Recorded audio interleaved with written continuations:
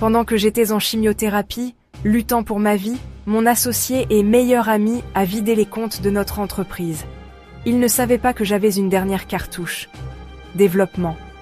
On avait monté notre boîte à partir de rien. Des années de sacrifices. On était frères.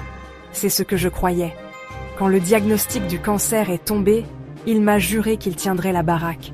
Repose-toi, batte-toi, je gère tout. Et il a géré. Il a profité de mes absences à l'hôpital pour signer des chèques à son nom. Des dizaines de milliers d'euros.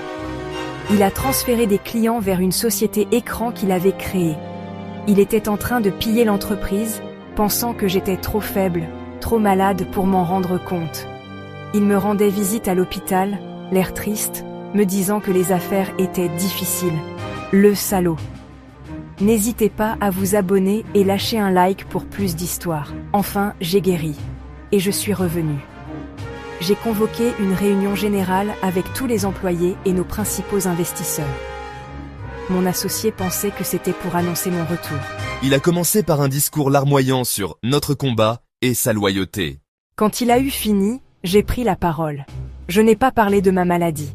J'ai juste dit « Merci, Marc. Ton soutien a été précieux.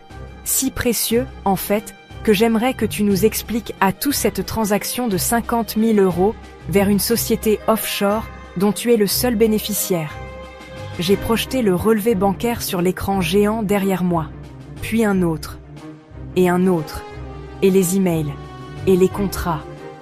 J'ai exposé, en 10 minutes, l'intégralité de son plan, devant tout le monde. Il n'a même pas essayé de nier. Il est devenu blanc, puis vert. Je ne l'ai pas seulement viré, je l'ai humilié. J'ai montré à toute notre industrie le visage du rat qui ronge un navire en train de couler. Aujourd'hui, il est en procès et sa carrière est terminée. Moi, j'ai récupéré ma boîte. Et ma vie.